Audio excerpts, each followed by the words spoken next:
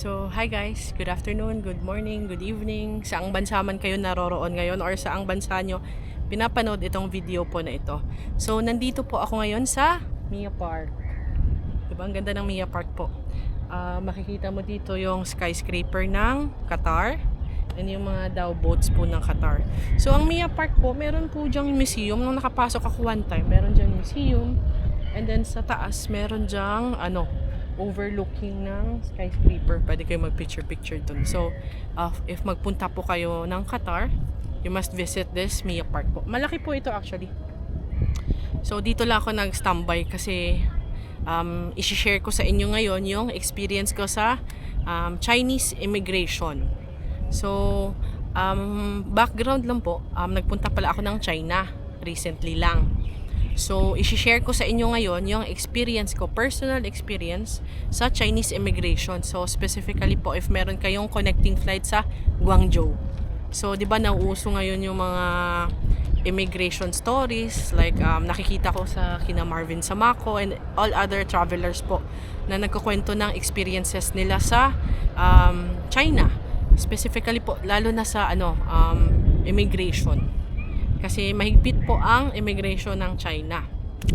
So, tips na rin po sa inyo sa mga nagbabalak pumunta ng China, di ba? So, wag niyo tong gawin and eto yung gawin nyo. So, ikakwento ko na po. So, meron akong flight from Doha to Beijing. So, meron akong connecting flight sa Guangzhou. So, ang pagkakatanda ko, meron akong mga 3 to 4 hours allowance po. Naglagay talaga ako ng allowance kahit na mas ma-hassle ako sa waiting time kesa naman sa ma-delay yung flight ko po, 'di ba? So, ganun ako mag-travel recently. Naglalagay ako ng allowance kasi ayoko yung naghahabol ka sa eroplano or sa airport na nagtatakbuhan na kasi late. So, ayoko ma-experience yung ganun. Pero ganun yung nangyari sa akin kasi sobrang delay ng flight ko. So, ang flight ko dapat papuntang Beijing from Guangzhou is 4 p.m.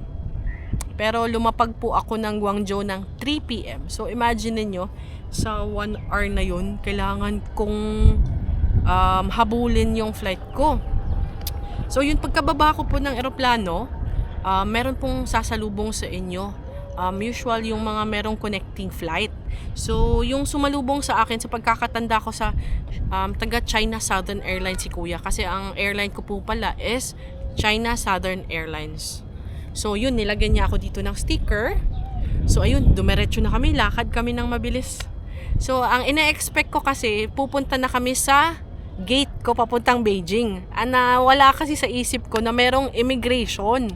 Kasi I thought ang immigration is sa Beijing. Sobrang mali pala yun. So, as a first time traveler po na leisure, hindi related sa trabaho, nakalimutan ko na mag-immigration ka pala sa unang lugar na lalapagan.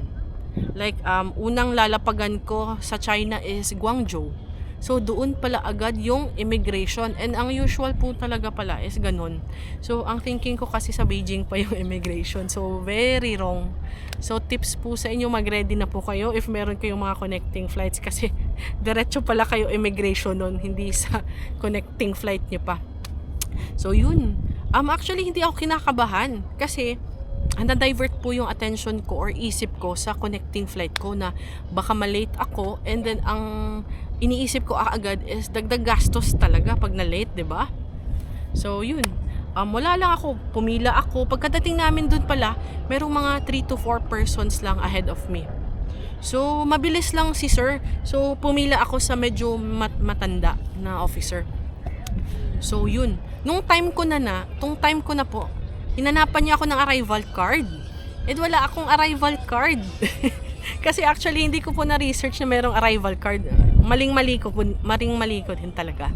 And arrival card po is usual po sa ibang eroplano is binibigay na ahead of time, like bago ka lumapag, 'di ba? Sa pagkakaalam ko kasi yun yung na-experience ko eh. So, bibigyan kayo ng arrival card, so pwede niyo i-fill out while nasa eroplano kayo. So, yun po, hindi ko talaga na-research. Hinahanapan ako ng arrival card. So, since wala ako, pinaalis niya ako sa pila. Sinamahan ako nung taga China Southern Airlines dun sa area na merong mga arrival card. Doon mo i-fill out. Doon kayo mag-fill out. So yun, nag-fill out na ako. And meron akong mga hindi naintindihan. Nilive ko lang siya ng blank. Kasi baka mamali pa, 'di ba? So yun, pumila ako ulit. So nung time na pumila na ako ulit guys, siguro mga 5 to 6 persons ahead na sa akin. So mahaba na yung pila. So again, kinakabahan na ako kasi again, makakagasto siguro ako ng another flight papuntang Beijing neto. Sabi ko, oh my God. So yun, wala na lang, parang nag-surrender na ako na wala na siguro, delay na talaga ako. So nung time ko na, binigay ko sa kay officer yung arrival card ko and pinakita ko na hindi ko magets yung eto. Pwede bang ikaw na lang maglagay? Eh di yun, siya yung nag-fill out po ng form. Ang bait ng officer. Pinakita ko sa kanya yung printed ko na ticket na meron akong mga iba-ibang destination kasi kaya ako nalilito kung ano yung ilalagay ko doon. So siya yung nag-fill out guys. Ang bait ng officer ko, matanda na si sir, siguro mga late 40s, siguro 50s na yun. Pagkatapos niya, ang tanong niya lang po sa akin, dalawa. Ano ang purpose ng travel ko? And kailan ako aalis ng China? So I swear, dalawa lang yung questions niya guys. So syempre, tinanong ko, sinagot ko, sabi ko, sir, 17 days ako sa China. Pupunta ako sa Beijing, Xi'an, Zhangjiajie, and Shanghai. And aalis ako ng China sa ganitong petsa. And then yun, tinatakan niya na pa. So yun, actually yung feeling ko that time parang wala lang. Kasi again, nadadivert nga yung attention ko sa next flight ko. So yun, umalis na po ako, pumasok na ako sa loob. And akala ko po, idadirect niya na ako sa ticket, sa gate ko papuntang Beijing.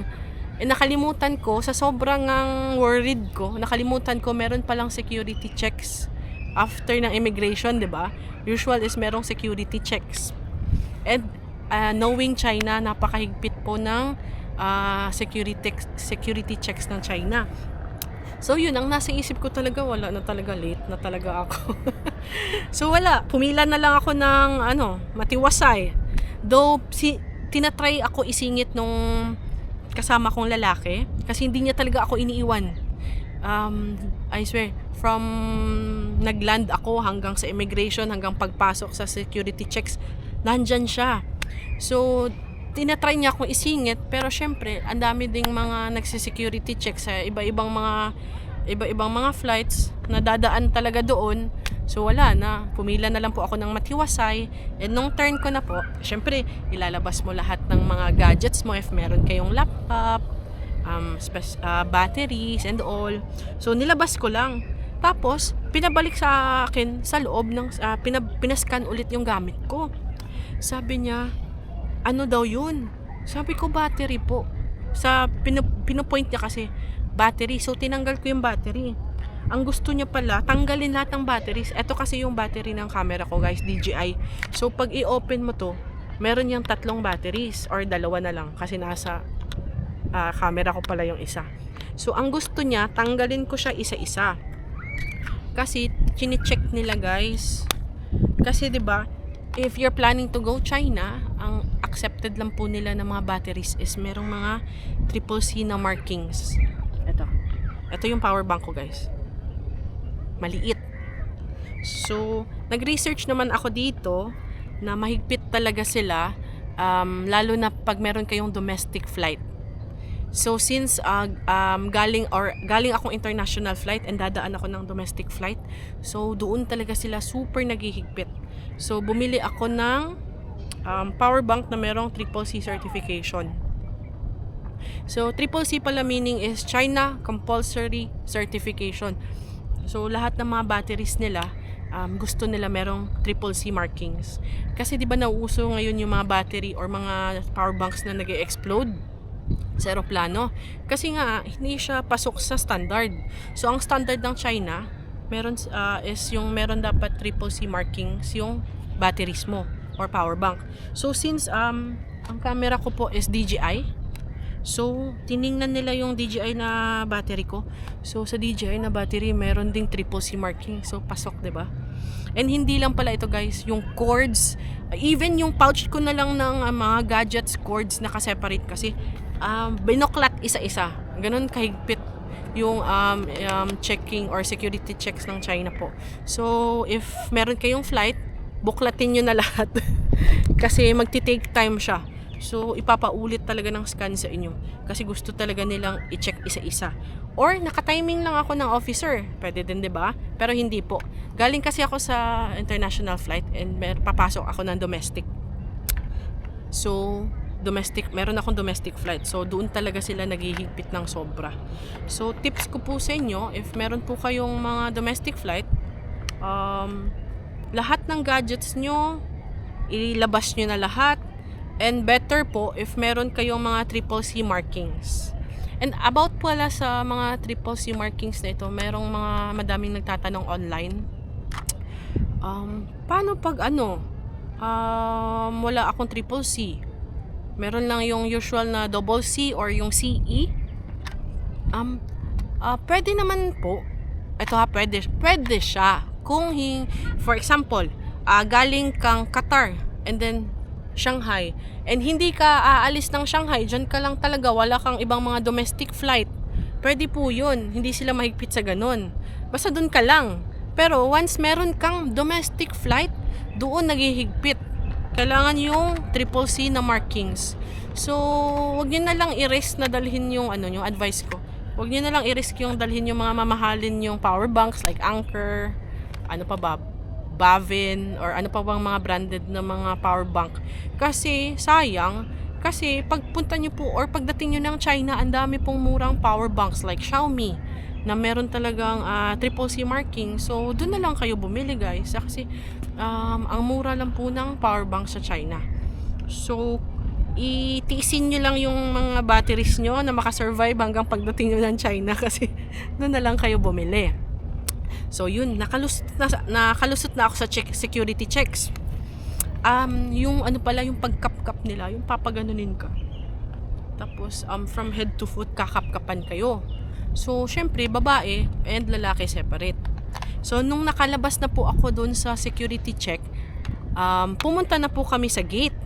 And nakala ko yung gate is napakalapit na lang kasi nasa likod na, which is wrong.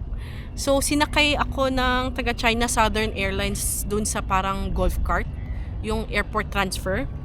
And madami kami, may mga listahan sila ng mga delay. So, lahat ng mga delay doon nila pinagsasakay. So, yun.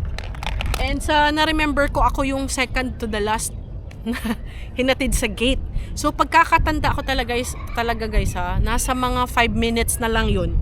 5 or less than 10 minutes, aalis na yung eroplano.